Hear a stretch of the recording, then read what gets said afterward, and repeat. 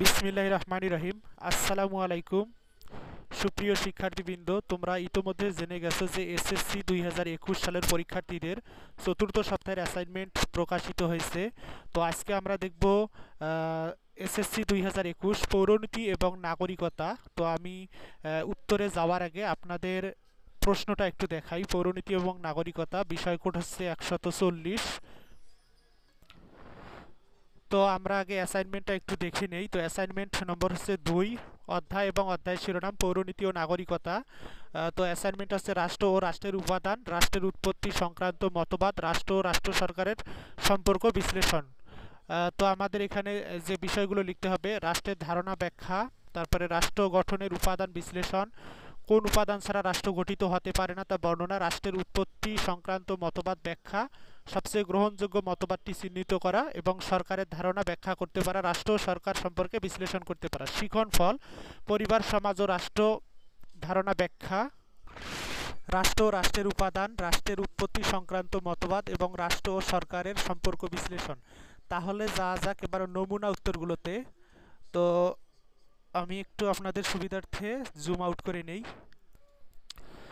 তো পৌরনীতি ও নাগরিকতা অ্যাসাইনমেন্টের শিরোনাম হবে রাষ্ট্র, রাষ্ট্রের উপাদান, রাষ্ট্রের উৎপত্তি সংক্রান্ত মতবাদ এবং রাষ্ট্র ও সরকারের সম্পর্ক বিশ্লেষণ। তো আমাদের ক নাম্বার যে প্রশ্নটা ছিল যে রাষ্ট্রের ধারণা বর্ণনা বা ব্যাখ্যা করতে পারবে। তো এখানে দেখেন রাষ্ট্র এবং রাষ্ট্রের উপাদান। এইখানে আমি আপনাদের একটু দেখার চেষ্টা করি যে পরিবার, সমাজ ও রাষ্ট্রের ধারণা, রাষ্ট্রের উৎপত্তি সম্পর্ক, রাষ্ট্র, রাষ্ট্রের উপাদান, রাষ্ট্র ও রাষ্ট্রের উপাদান। রাষ্ট্রবিজ্ঞানের মূল প্রতিপাদ্য বিষয় হচ্ছে রাষ্ট্র। বিভিন্ন লেখক ও চিন্তাবিদ বিভিন্নভাবে রাষ্ট্রের সংজ্ঞা প্রদান করেছেন। রাষ্ট্রবিজ্ঞানী এরিস্টটল রাষ্ট্রের সংজ্ঞা দিতে গিয়ে বলেন, পরিপূর্ণ ও স্বনির্ভর জীবন গঠনের উদ্দেশ্যে কতিপয় পরিবার ও গ্রামের সমন্বয়ে গঠিত সংগঠনই রাষ্ট্র। প্রাচীন চিন্তাবিদদের রাষ্ট্র সংক্রান্ত আলোচনা মূলত আদর্শ ভিত্তিক এবং নগর রাষ্ট্রকেন্দ্রিক। উড্রো উইলসনের মতে, কোনো নির্দিষ্ট ভূখণ্ডে আইনের শাসন প্রতিষ্ঠার জন্য শাসিতের মধ্যে বিভক্ত এ সকল সংস্থার উপর স্বীয় কর্তৃত্ব দাবি করে। রাষ্ট্র একটা রাজনৈতিক প্রতিষ্ঠান। বিশ্বের মানুষ কোনো না কোনো রাষ্ট্রে বসবাস করে। আমাদের এই পৃথিবীতে ছোট বড় মিলিয়ে প্রায় 200টি রাষ্ট্র আছে। প্রতিটা রাষ্ট্রেরই আছে নির্দিষ্ট ভূখণ্ড এবং জনসংখ্যা। এছাড়া আছে রাষ্ট্র পরিচালনার জন্য আরও আছে সরকার, সার্বভৌমত্ব। মূলত এগুলো ছাড়া কোনো রাষ্ট্র গঠিত হতে পারে না। অধ্যাপক গার্নার বলেন, সুনির্দিষ্ট ভূখণ্ডে স্থায়ীভাবে বসবাসকারী সুসংগঠিত সরকারের প্রতি স্বভাবজাতভাবে আনুগত্যশীল বহিঃশত্রু নিয়ন্ত্রণ হতে মুক্ত স্বাধীন জনসমষ্টিকে রাষ্ট্র বলে। এর সংজ্ঞা বিশ্লেষণ করলে রাষ্ট্রের 4টি উপাদান পাওয়া যায়, যথা জনসমষ্টি, নির্দিষ্ট ভূখণ্ড, সরকার এবং সার্বভৌমত্ব। জনসমষ্টি: রাষ্ট্র গঠনের অপরিহার্য উপাদান জনসমষ্টি। কোনো ভূখণ্ডে একটা জনগোষ্ঠী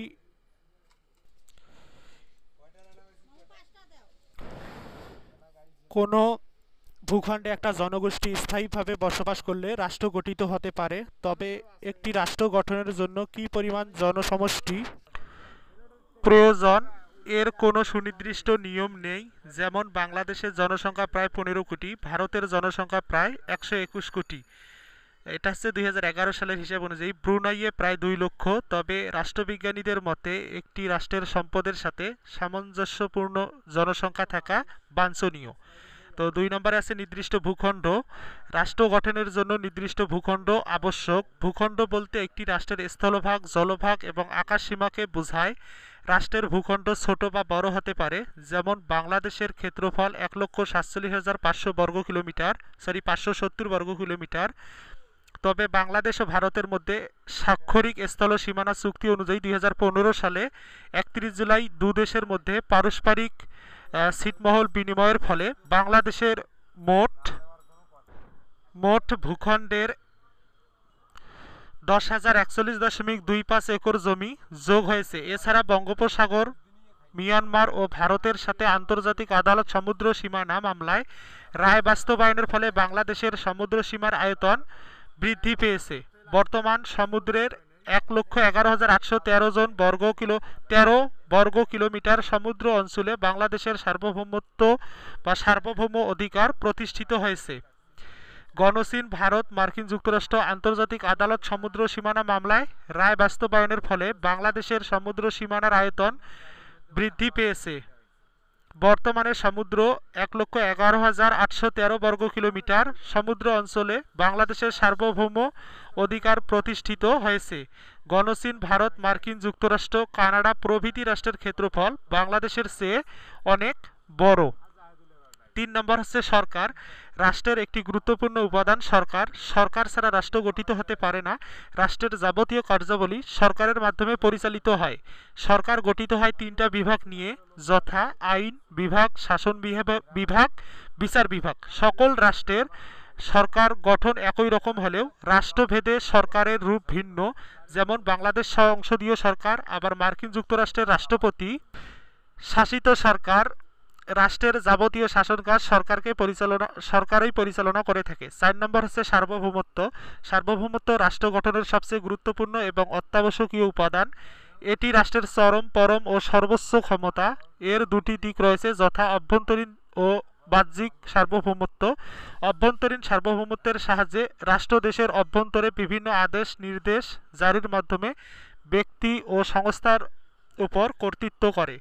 অন্যদিকে বাহ্যিক সার্বভৌমত্বের মাধ্যমে রাষ্ট্র বহিঃশক্তির নিয়ন্ত্রণ থেকে দেশকে মুক্ত রাখে। খ. রাষ্ট্রের উৎপত্তি সংক্রান্ত মতবাদ। রাষ্ট্রের উৎপত্তি রাষ্ট্র কখন কিভাবে উৎপত্তি লাভ করেছে তা নিশ্চিত করে বলা কঠিন। তবে রাষ্ট্রবিজ্ঞানীরা অতীত, ইতিহাস ও রাজনৈতিক ঘটনা প্রবাহ পরীক্ষা নিরীক্ষা করে রাষ্ট্রের উৎপত্তি সম্পর্কে কতগুলো মতবাদ প্রদান করেছেন। তন্মধ্যে উল্লেখযোগ্য হল ঐশী মতবাদ। ২ নম্বর হচ্ছে বল বা শক্তি প্রয়োগ মতবাদ, সামাজিক চুক্তি মতবাদ ও ঐতিহাসিক বা বিবর্তনমূলক মতবাদ। ঐশী মতবাদ। ঐশী মতবাদটা হচ্ছে এটি রাষ্ট্রের উৎপত্তি সম্পর্কে সবচেয়ে পুরাতন মতবাদ। এ মতবাদে বলা হয় বিধাতা বা স্রষ্টা স্বয়ং রাষ্ট্র সৃষ্টি করেছেন এবং রাষ্ট্রকে সুষ্ঠুভাবে পরিচালনার জন্য তিনি শাসক প্রেরণ করেছেন। তার শাসন প্রতিনিধি এবং তিনি তার কাজের জন্য একমাত্র স্রষ্টা বা বিধাতার নিকট দায়ী, জনগণের নিকট নয়। জনগণের নিকট নয়। শাসক যেহেতু স্রষ্টার নির্দেশে কাজ করে, সেহেতু শাসকের আদেশ অমান্য করার অর্থ বিধাতার নির্দেশ অমান্য করা। এ মতবাদ অনুসারে শাসক একাধারে যেমন রাষ্ট্রপ্রধান এবং অন্যদিকে তিনি আবার ধর্মীয় প্রধান। আধুনিক রাষ্ট্রবিজ্ঞানী এ মতবাদকে বিপজ্জনক, অগণতান্ত্রিক এবং অযৌক্তিক বলে সমালোচনা করেন। তাদের মতে যেখানে জনগণের নিকট শাসক দায়ী থাকে না, সেখানে স্বৈরশাসন সৃষ্টি হয়। এ মতবাদকে বিধাতা সৃষ্টিমূলক মতবাদও বলা হয়। ২ নম্বর বল শক্তি প্রয়োগ মতবাদ।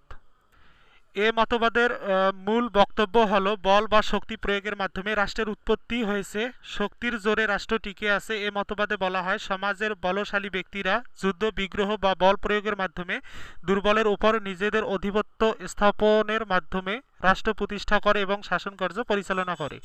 এ মতবাদে আরও বলা হয় সৃষ্টির শুরু থেকে আজ পর্যন্ত এভাবে যুদ্ধ বিগ্রহের মাধ্যমে রাষ্ট্রের জন্ম হয়েছে।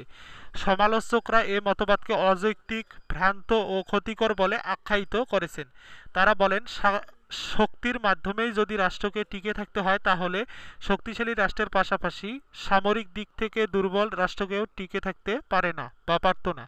আসলে শক্তির জোরে নয়, বরং সম্মতির ভিত্তিতে রাষ্ট্র গড়ে ওঠে এবং টিকে থাকে। ৩. সামাজিক চুক্তি মতবাদ। এ মতবাদের মূল কথা হলো সমাজে বসবাসকারী জনগণের পারস্পরিক চুক্তির ফলে রাষ্ট্রের জন্ম হয়েছে। ব্রিটিশ রাষ্ট্র দার্শনিক টমাস হবস ও জন লক এবং ফরাসি দার্শনিক জ্যাক রুসো সামাজিক চুক্তি মতবাদের প্রবর্তক ছিলেন। এ মতবাদ অনুযায়ী রাষ্ট্র সৃষ্টির পূর্বে মানুষ প্রকৃতির রাজ্যে বসবাস করত। তারা প্রকৃতির নিয়ম মেনে চলত এবং প্রাকৃতিক সুযোগ সুবিধা ভোগ করত, কিন্তু প্রকৃতির রাজ্যে আইন অমান্য করলে শাস্তি দেওয়ার কোনো কর্তৃত্ব বা কর্তৃপক্ষ ছিল না।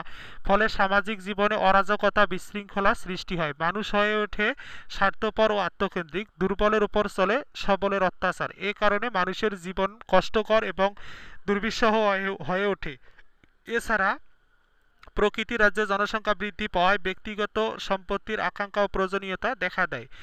প্রকৃতির রাজ্যে এ অরাজকতাপূর্ণ অবস্থা থেকে মুক্তি পাওয়ার জন্য মানুষ নিজেদের মধ্যে চুক্তির মাধ্যমে রাষ্ট্র সৃষ্টি করে এবং নিরাপত্তা ও বিনিময়ে নিজেদের উপর শাসন করার জন্য স্থায়ীভাবে শাসকের হাতে ক্ষমতা অর্পণ করে।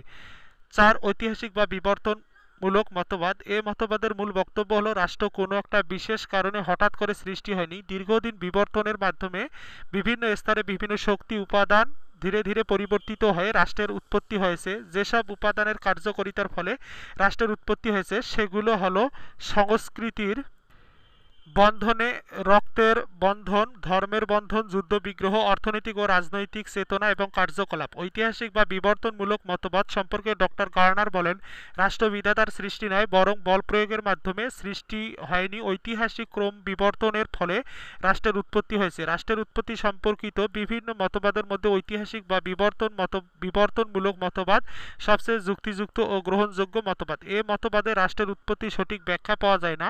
আসলে বর্তমান রাষ্ট্র বহু যুগের বিবর্তনের ফল। রাষ্ট্র ও সরকারের সম্পর্ক। তো আমরা যদি অ্যাসাইনমেন্টের দিকে তাকাই দেখব যে এইদিকে আছে রাষ্ট্রের উৎপত্তি বর্ণনা করতে পারবে, সমাজ, রাষ্ট্র ও সরকারের মধ্যে সম্পর্ক বিশ্লেষণ করতে পারবে। এই যে বিষয়গুলা, তো আমরা তো আপনাদের কাছে একটা রিকোয়েস্ট আমি মাঝখানে বলে রাখি, অ্যাসাইনমেন্টের উত্তরে লেখার আগে আপনারা অ্যাসাইনমেন্টটা ভালো করে পড়ে নেবেন। আর একটা বিষয় মাথায় রাখবেন যে কোনোখান থেকে হুবহু কপি করে লেখা যাবে না, নির্দেশিকায় বলা আছে। তো তোমরা এখান থেকে সাহায্য বা সহযোগিতা নিয়ে নিজের মেধা এবং শ্রম দিয়ে লেখার চেষ্টা করবে ইনশাল্লাহ। তাহলে যাওয়া যাক পরবর্তী প্রশ্নে। গ, রাষ্ট্র সরকারের মধ্যে সম্পর্ক। সরকার বলতে সেই জনসমষ্টিকে বোঝায় যারা রাষ্ট্রের আইন প্রণয়ন এবং শাসন পরিচালনা ও বিচার প্রতিষ্ঠার সাথে জড়িত। আধুনিক গণতান্ত্রিক রাষ্ট্রে জনগণ নির্বাচনের মাধ্যমে সরকার গঠিত হয়। সরকার জনগণের প্রতিনিধি হিসেবে কাজ করে। রাষ্ট্র ও সরকারের সম্পর্ক। প্রাচীনকালে রাষ্ট্র ও সরকারের সম্পর্কের মধ্যে কোনো পার্থক্য করা হতো না। ফ্রান্সের চতুর্দশ লুইতন বলতেন আমি রাষ্ট্র। আধুনিককালে রাষ্ট্র ও সরকারের মধ্যে যথেষ্ট পার্থক্য রয়েছে, নিম্নে সেগুলো বর্ণনা করা হলো। তো 1 নম্বর হচ্ছে জনসমষ্টি বা ভূখণ্ড। সরকার ও সার্বভৌমত্ব 4টি উপাদান নিয়ে রাষ্ট্র গঠিত হয়। সরকার উক্ত 4টি উপাদানের মধ্যে একটি অন্যতম উপাদান, যার মাধ্যমে রাষ্ট্র পরিচালিত হয়। জনসমষ্টি।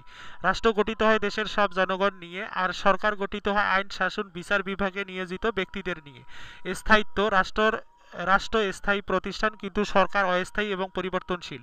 জনগণের চাহিদার পরিপ্রেক্ষিতে রাষ্ট্র এবং রাষ্ট্রের শাসনকার্য পরিচালনার সুবিধার্থে সরকার পরিবর্তিত হয়, কিন্তু রাষ্ট্রের পরিবর্তন হয় না। উদাহরণস্বরূপ, বাংলাদেশ সরকারের পরিবর্তন হয়েছে বহুবার, কিন্তু রাষ্ট্রের স্থায়িত্বের কোনো পরিবর্তন হয়নি। প্রকৃতি এবং বৈশিষ্ট্য।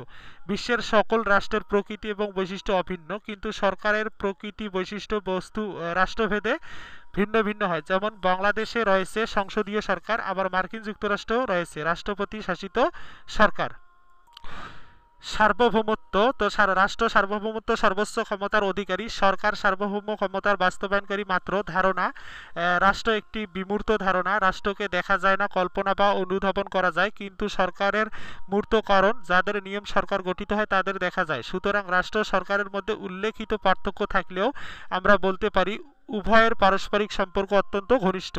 এটিকে ছাড়া অন্যটির কথা কল্পনা করা যায় না। রাষ্ট্রকে পরিচালনার জন্য সরকার গঠিত হয়। তো দর্শক, আপনাদের কাছে একটা রিকোয়েস্ট থাকবে, তো যদি আপনারা আমার এই ভিডিওগুলো ভালো লেগে থাকে বা আপনাদের এতটুকু উপকার হয়, তাহলে অবশ্যই চ্যানেলটি সাবস্ক্রাইব করবেন। আর সবার আগে অ্যাসাইনমেন্টের সঠিক 100% উত্তরগুলো পেতে অবশ্যই চ্যানেলটি সাবস্ক্রাইব করে বেল আইকনটি অন করে দেবেন। তাহলে দেখা হচ্ছে নতুন কোনো ভিডিওতে, নতুন কোনো অ্যাসাইনমেন্ট কিংবা নতুন কোনো টপিকস নিয়ে। আজ এই পর্যন্ত। সবাই ভালো থাকুন, সুস্থ থাকুন। আল্লাহ হাফেজ।